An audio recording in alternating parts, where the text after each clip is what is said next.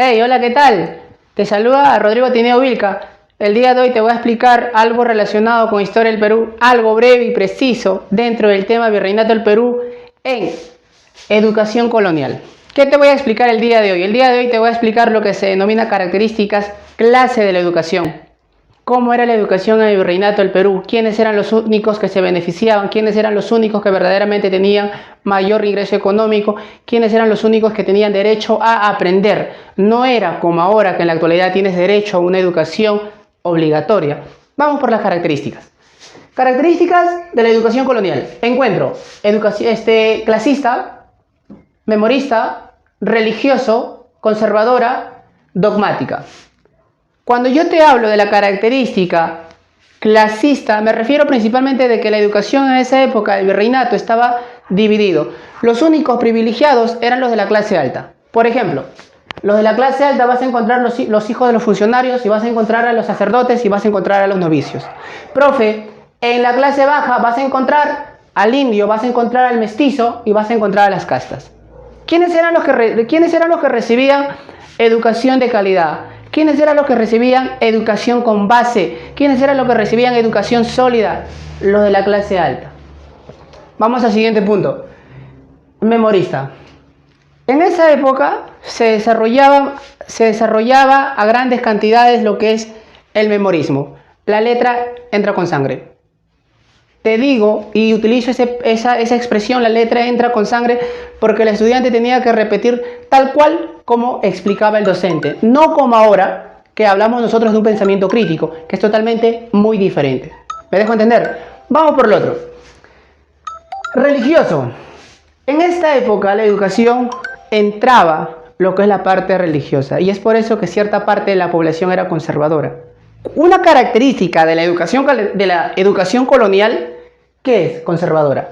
Profe, ¿y por qué es conservadora? Es fácil, es muy sencillo, porque solamente se brindaba educación a los hombres y no a las mujeres. Conservadora, ¿eso qué quiere decir? Que es machista. Y para terminar, la otra característica vamos a encontrar que es dogmática. Profe, ¿y por qué es dogmática? Fácil, nadie podía contradecir al maestro. ¿Tú te imaginas estudiar en esa época y no contradecir a tu profe? Profe, se equivocó, profe, está mal, profe, yo no hago eso. ¿Tú te imaginas una educación totalmente diferente? Vamos por lo otro, ¿sí? Sígueme. Clases de la educación. Vamos a encontrar colegios menores y colegios mayores. Pero antes de explicarte esto, ojo, profe, la aristocracia, que es la clase alta, recibía una educación formal. El pueblo recibía una educación informal. ¿Me dejo entender? Cuando te hablo de colegios menores, estoy haciendo referencia a dos tipos. O una educación inicial, donde van los niños, sí, los primeros años, y también te estoy hablando de una educación primaria. O como está en algunos libros, ¿no? Una educación primaria, o como se denomina principalmente las primeras letras. ¿Y qué te enseñaban? Escribir, leer. ¿Y quiénes entraban ahí? Los criollos. ¿Quién más? Los mestizos e hijos de la nobleza indígena. Te estoy hablando de la educación. Te estoy hablando de la educación colonial. En esa época tú no podías aspirar, el hijo del pueblo, el hijo del campesino, no aspiraba a una educación universitaria, porque no se lo permitían. Fíjate sus características, era conservador, dogmática, memorista. Lo que yo estoy haciendo el día de hoy, estoy interpretando. Vamos por la otra parte. Esos son los colegios menores. En los colegios menores, inicial y primaria. ¿Me dejo entender? ¿Vamos bien hasta ahí? ¿Sí? Vamos por la otra parte. Educación colonial, colegio mayores. Mira lo que te voy a enseñar, características, en qué año se desarrolla sus enseñanzas. Y luego dentro de los colegios mayores encuentras los colegios de sacerdotes y colegios de curacas. ¿Vamos bien? ¿Vamos bien ahí? ¿Sí? Profe, ¿cuáles son las características? Que en los colegios mayores se impartían conocimientos, se impartían enseñanza a nivel superior. a nivel superior.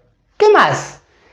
Estos conocimientos más adelante servían para repasar a mano o al lado de un tutor. Características. En el año 1582 se van a desarrollar varios colegios principales, colegios mayores. Se van a desarrollar colegios principales, colegios mayores. Vamos a encontrar ahí San Felipe, vamos a encontrar San Pedro, vamos a encontrar San Pablo. Por ejemplo, el colegio San Pedro y San Pablo, ahí se formaban exclusivamente a sacerdotes y a novicios. ¿Qué más? En el colegio San Felipe, San Marcos, colegio de trayectoria. Vamos a encontrar el colegio San Martín, colegio mayores. ¿Ya? Y este colegio, colegio San Pablo, colegio San Felipe, el colegio San Martín, colegio San Marcos, son colegios fundados por jesuitas. Ahora, vamos acá. Su enseñanza. ¿Cómo era la enseñanza de los colegios mayores? Fácil. Por ejemplo, se escuchaba, se prestaba atención, te explicaban la clase en San Pablo. En San Pablo te explicaban la clase, hijo. Pero ¿dónde te evaluaban? ¿Dónde rendías el examen? Oh sí, qué hermoso. En la Universidad Mayor de San Marcos. ¿Me dejo entender o no? Y aquí, en la Universidad Mayor de San Marcos, que en esa época era colegio mayor, se dictaba la clase. Te comento algo. Venía el docente, te dictaba un párrafo y tú tenías que aprendértelo tal cual como está, a pie de la letra. ¿Se cumple o no sus características? Tenías que ser memorista. Repetir tal cual como estaba. ¿Me dejo entender? Vamos.